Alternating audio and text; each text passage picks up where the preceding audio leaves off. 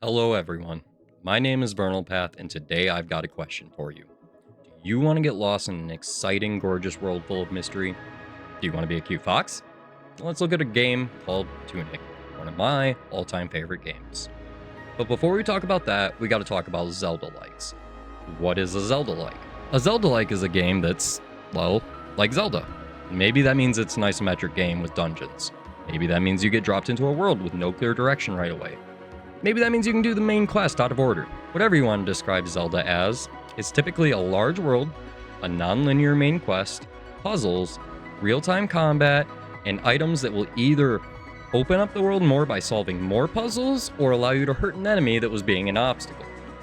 Now, back to the game. If you don't know what Tunic is a gorgeous isometric Zelda-like made by one Andrew Schultes. In Tunic, you play as an anthropomorphic fox with no direction in a post-apocalyptic fantasy world.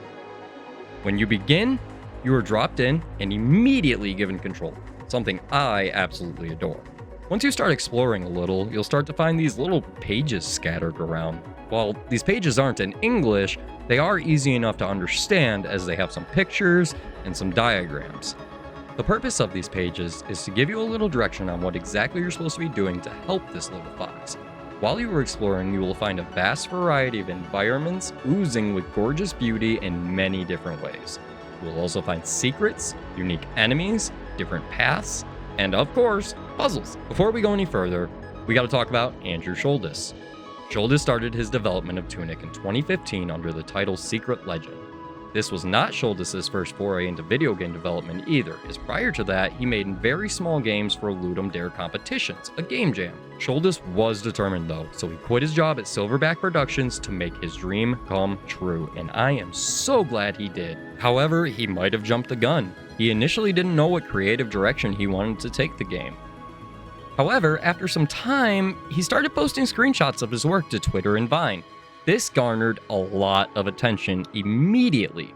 Within weeks of that, he released the anthropomorphic fox that we love. Initially, Andrew wanted a human model that could be customized by the player. However, he just could not seem to create a model that made him happy. He just wasn't feeling a human model.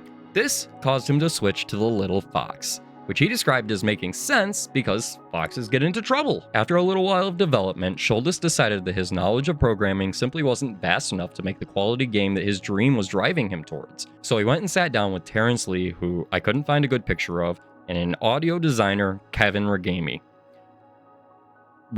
I'm sorry if I messed that up. These two quickly became the composer and audio designer of Tunic. Together, with this new dev team, they decided that in terms of direction, they wanted the game to be gentle and pleasing in terms of visual and audio design. The colorful world was inspired by games like, you guessed it, The Legend of Zelda. This colorful design was intended to make players feel brave and like they had the power to explore new areas that they feel they are not ready for. Schultes wanted players to feel genuine discovery and mystery by making a world where they could find things they do not understand only to find the missing context later. A side goal of Andrew's was to make something he described as content for no one. This was content that simply didn't need to be found by anyone really. It was there simply to enhance and enrich the already vibrant world of Tunic. When it came to the viewpoint, the isometric decision came from the style of Monument Valley. Now, what inspired Schultes to make such a vast, confusing, but fun to explore game? His childhood. See, Schultes grew up playing games such as Metroid 2 Return of Samus and reading through the game manual while trying to progress. Only, as he was a child, he didn't either have the context or the reading skills to really understand what he was doing. This caused him to want his game to present players something that has meaning, but not necessarily understandable by said player.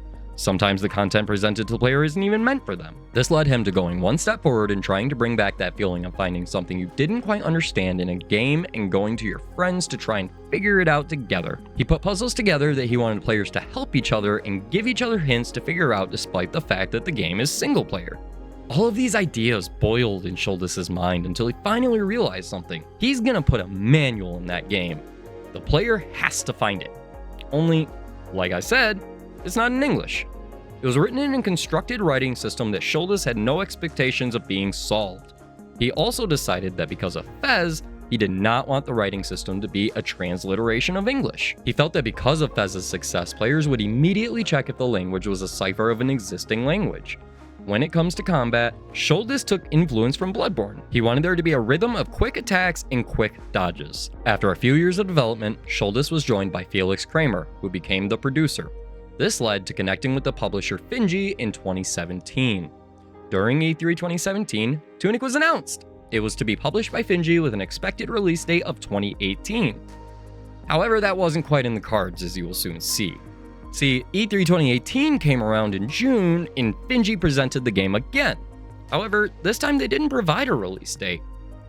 Even so, critics reviewed the games positively. Some critics, such as Giant Bomb, Games Radar, and Destructoid, deemed the game the cutest and most adorable game at E3 2018. Once 2020 rolled around, Tunic's design was mostly completed, and the development team had grown. A new member, Eric Billingsley, joined as a developer and level designer. Billingsley was also working on his own game that was partially inspired by Tunic. I do not know what this game was. I tried finding it, couldn't find it. I don't know.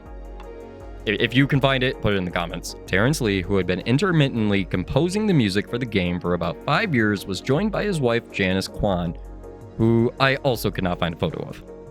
In order to allow leaving the Fox's personality undefined, the two attempted to make an atmospheric soundtrack that was more connected to the setting than the Fox. For the in-game manual, artist Mako, I'm not entirely sure how to pronounce it, it's spelled M-A-K-O, all lowercase. They created the artwork in the manual. It's full of lots of cute drawings, it's full of lots of very fun puzzles, and it's very, very important to the game. A year later, at the Game Awards 2021, the release date was announced. The game would release on March 16, 2022 to PC and Xbox with ports for the Switch and both PlayStation consoles, following on September 27th under the studio name Isometric Corp Games. The ports were completed with assistance by 22nd Century Toys. Now, why did the game take so long? The release date was initially 2018 and it released in 2022, 4 years after the announcement. Well, Sholdis said that he was learning as he developed the game. This caused him to rework about everything in Tunic at least once or twice as he became more experienced and more comfortable with being a developer. However, Lee and Billingsley felt that it was just too big of a project for such a small team to make in a short time. When the game finally came out, it received generally favorable reviews, according to Metacritic. It became ranked as one of the top 30 games of 2022 by aggregated score for Windows, Xbox, and PS5.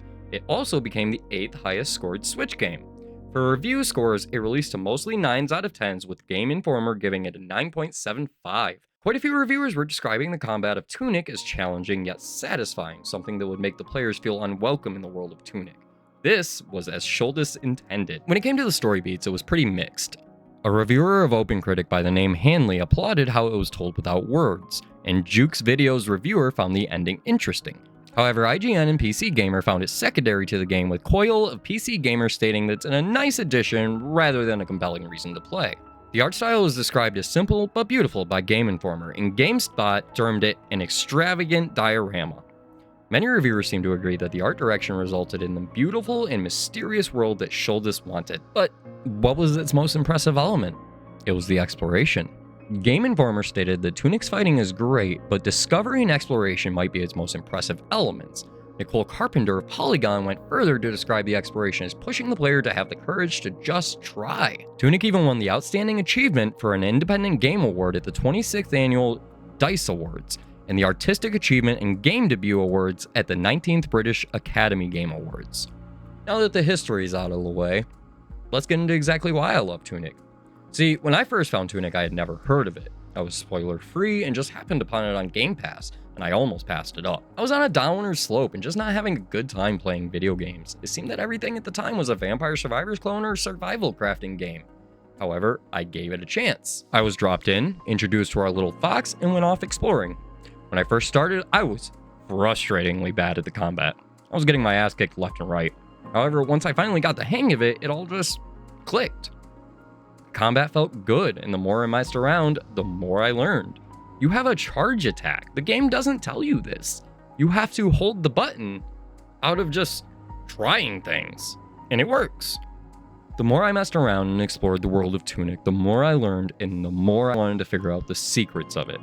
I was hooked, and before I knew it, I had been exploring the world of Tunic for 4 hours without a break. When I finally glanced at the time, I was blown away. When it came to video games, I could really only spend 45 minutes gaming at a time. How did I just spend 4 hours running around as a little fox man in this fantasy world? Even further than that, I was thinking about the game when I wasn't playing it. I was at work, counting the minutes until I could go back and play Tunic, something I hadn't found myself doing in years. Every time that I got home, I would immerse myself into the beautiful world of Tunic for hours, completing puzzles, fighting bosses, and making my brain hurt by trying to figure out the deeper meaning of the world around me. I was awestruck, and honestly, I felt like a kid again, and that is exactly what Shouldes was aiming to do. Shouldes made a great game, and I am incredibly excited to see where he goes next. Thanks for watching, have a great day, I hope you take care of yourself, I will see you later.